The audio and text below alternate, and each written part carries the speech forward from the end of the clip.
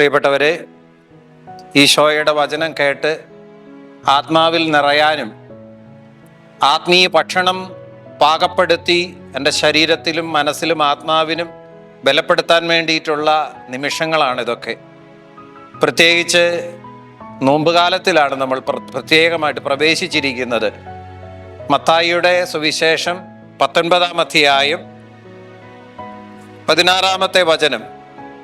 ഒരിക്കലൊരു യുവാവ് ഈശോയുടെ അടുത്ത് എന്നിട്ട് ചോദിക്കുകയാണ്, ഈശോയെ, നിത്യജീവൻ പ്രാപിക്കാൻ ഞാൻ എന്ത് നന്മയാണ് ചെയ്യേണ്ടത്? ഈശോയുടെ അടുത്തെത്തി ചോദിക്കുന്നു, നിത്യജീവൻ പ്രാപിക്കാൻ ഞാൻ എന്ത് നന്മയാണ് ചെയ്യേണ്ടത്? എല്ലാ മനുഷ്യൻ്റെ ഉള്ളിലുള്ള ആഗ്രഹമാണ് നിത്യജീവൻ പ്രാപിക്കണം. പ്രിയപ്പെട്ടവരെ, എൻ്റെയും നിങ്ങളുടെയും പ്രതിനിധിയാണ് ഈ യുവാവ്. ഞാനും നിങ്ങളും ഒക്കെ ആഗ്രഹിക്കുന്നുണ്ട് നിത്യജീവൻ പ്രാപിക്കാൻ. അപ്പോൾ നമ്മളിപ്പോൾ വിദേശത്ത് പോകാൻ വേണ്ടിയൊക്കെ നമ്മൾ ആഗ്രഹിക്കുകയാണ്. നമുക്കറിയാം അതിന് പല സ്റ്റെപ്പുകളുണ്ടെന്ന് നമുക്കറിയാം, പല വെരിഫിക്കേഷൻ നടത്താനുണ്ടെന്ന് നമുക്കറിയാം. അപ്പം ആദ്യത്തെ വെരിഫിക്കേഷൻ അവൻ സക്സസ്ഫുള്ളായി വിജയിച്ചു. കാരണം ദൈവത്തിൻ്റെ അടുത്തെത്തി, അവൻ്റെ ആഗ്രഹം അവന് കർത്താവിൻ്റെ മുമ്പിൽ ഉണർത്തിച്ചു, ഈശോയോട് പറയുന്നു. അതാണ് ഏറ്റവും പ്രധാനപ്പെട്ടത്. അത് അവന് സക്സസ്ഫുള്ളായി വിജയിക്കാൻ പറ്റി. കാരണം അത് ഏറ്റവും എളുപ്പമാണ്. എന്നാൽ രണ്ടാമത്തെ സ്റ്റെപ്പിലേക്ക് ദൈവം അവനെ നയിച്ചു. അതെന്താണ് അവനോട് പറയുന്നത്? നിനക്കുള്ളതെല്ലാം നീ വിൽക്കണം. രണ്ടാമത്തേത് ഹാർഡായിട്ടുള്ളതാണ്. ഞാനും നിങ്ങളും ഒക്കെ എളുപ്പമുള്ള വഴി വേഗം അനുവർത്തിക്കാൻ നമുക്ക് തയ്യാറാകും. എന്നാൽ രണ്ടാമത്തേത്, മൂന്നാമത്തെ സ്റ്റെപ്പ്, അതൊക്കെയാണ് ബുദ്ധിമുട്ടുകൾ വരുന്നത്. ആദ്യത്തെ സ്റ്റെപ്പ് വിജയിച്ചു എന്നോർത്തുകൊണ്ട് നമ്മളെല്ലാവരും വിജയിച്ചു എന്ന് ഒരിക്കലും നമുക്ക് പറയാൻ പറ്റുകയില്ല. അപ്പൊ ഈ നോമ്പുകാലം നമ്മൾ ആഗ്രഹമുണ്ടായി, നമുക്ക് നോമ്പ് നോക്കണം, നമുക്ക് മാറ്റങ്ങൾ വരുത്തണം, നമുക്ക് ഈശോയെ കണ്ടെത്തണം, സ്വസ്ഥതയോടുകൂടെ ജീവിക്കണം, സമാധാനത്തോടുകൂടെ ജീവിക്കണം. പക്ഷേ രണ്ടാമത്തേതാണ് അവന് ഉൾക്കൊള്ളാൻ പറ്റാത്തത്. അതെന്തായിരുന്നു? നിനക്കുള്ളതെല്ലാം വിൽക്കണം. അബ്രാഹത്തോട് ദൈവം പറയുന്നില്ലേ, അബ്രാഹമേ, ഞാൻ നിന്നെ തെരഞ്ഞെടുക്കുകയാണ്. തെരഞ്ഞെടുക്കുമ്പോൾ അബ്രാഹം ഉപേക്ഷിക്കണമായിരുന്നു എന്തൊക്കെ? അവൻ്റെ കുടുംബം, അവൻ്റെ കുടുംബത്തിലുള്ള അവൻ്റെ ബന്ധുമിത്രാദികൾ എല്ലാം ഉപേക്ഷിച്ചിട്ട് എന്നാലേ ദൈവം കാണിച്ചു തരുന്ന മലയിലേക്ക് പോകാനായിട്ട് പറ്റുള്ളൂ. പ്രിയപ്പെട്ടവരെ, ഉപേക്ഷ വരുത്തിയാലേ പുറപ്പാട് അനുഭവം ഉണ്ടാകുള്ളൂ. ഞാനും നിങ്ങളും ഒക്കെ ഒരുപാട് കാര്യങ്ങൾ ഉപേക്ഷിച്ചാലേ നമുക്ക് ഫ്രീ ആയി മുന്നോട്ട് പോകാൻ പറ്റുള്ളൂ. ഇന്ന് നമ്മളെയൊക്കെ പിടികൂടിയിരിക്കുന്നതാണ് ചില സുഖങ്ങൾ, ചില താല്പര്യങ്ങൾ, ചില വീടിനുള്ളത്. അപ്പൊ അത് വലിയ തടസ്സമാണെന്നാണ് എന്നെയും നിങ്ങളെ പഠിപ്പിക്കുക. അത് മാത്രമല്ല, അത് ഉപേക്ഷിക്കാനും വിഷമമാണെന്നാണ് പഠിപ്പിക്കുക. അപ്പൊ രണ്ടാമത്തെ വെരിഫിക്കേഷനിൽ അവൻ പരാജയപ്പെട്ടു. മൂന്നാമത്തേത് എന്തായിരുന്നു? അതിന് പാവങ്ങൾക്ക് കൊടുക്കണം. അത് അതിനേക്കാളും ബുദ്ധിമുട്ടാണ്. ഞാൻ ഇത്രയും കാലം അധ്വാനിച്ചത്, ഞാൻ ത്യാഗം ചെയ്തുണ്ടാക്കിയത് ഫ്രീ ആയി മറ്റുള്ളവർക്ക് കൊടുക്കണം. പ്രിയപ്പെട്ടവരെ, എന്തുകൊണ്ടാണ് അത് വിൽക്കാനും അത് പാവങ്ങൾക്ക് കൊടുക്കാനും ഈശോ ആവശ്യപ്പെട്ടത്?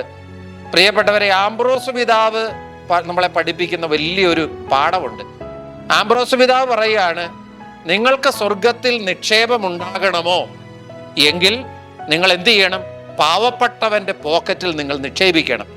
എന്ന് പറഞ്ഞാൽ നമ്മുടെ മുൻപിൽ വരുന്ന, നമ്മുടെ മുമ്പിൽ ഒന്നുമില്ലാതെ ജീവിക്കുന്നവരുടെ കയ്യിലേക്ക് നമ്മുടെ സമ്പാദ്യം നമ്മൾ കൊടുക്കണം. അത് പാവപ്പെട്ടവനല്ല കൊടുക്കുക, പിന്നെയോ ദൈവത്തിന് തന്നെയാ കൊടുക്കുക.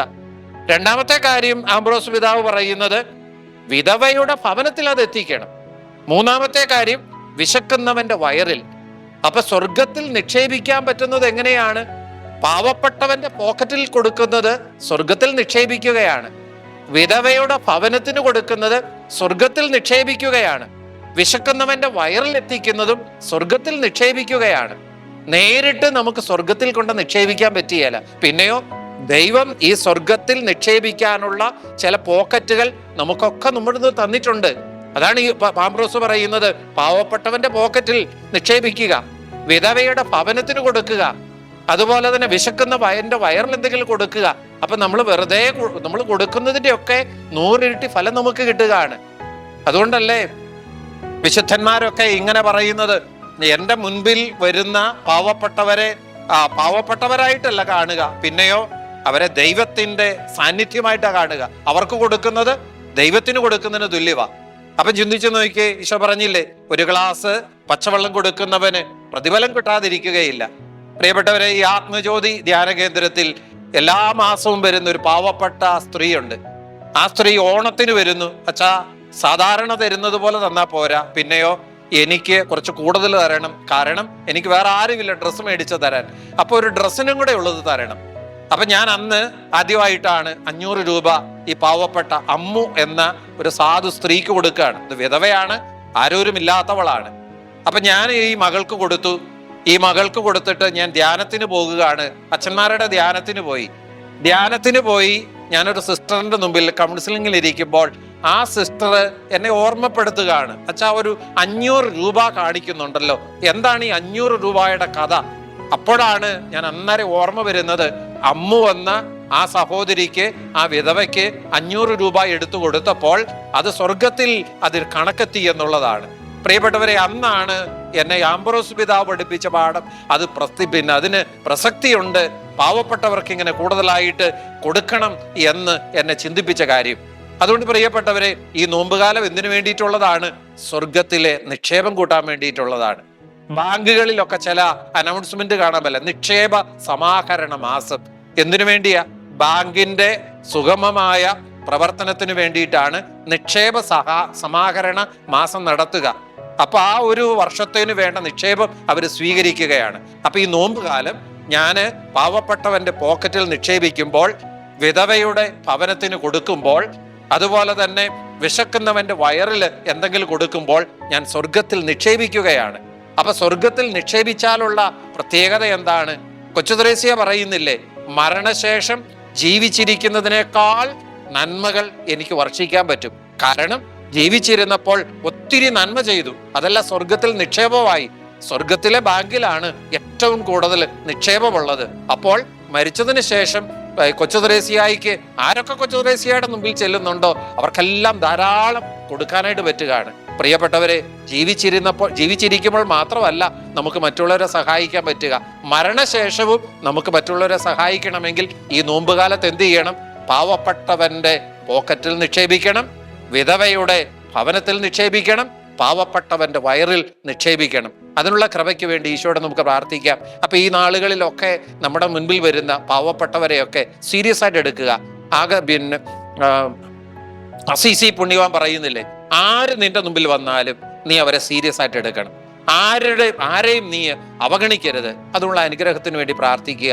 നല്ല ദൈവമേ, എൻ്റെ മുൻപിൽ വരുന്നവരെ സീരിയസ് ആയിട്ട് എടുക്കാൻ, എൻ്റെ മുമ്പിൽ വരുന്നവരെ നിന്റെ തിരുമുഖം കണ്ടുകൊണ്ട് അവർക്ക് എന്തെങ്കിലുമൊക്കെ ചെയ്ത് സ്വർഗത്തിൽ നിക്ഷേപമാകാൻ എന്നെ അനുഗ്രഹിക്കണമേ, ഇപ്പോഴും എപ്പോഴും.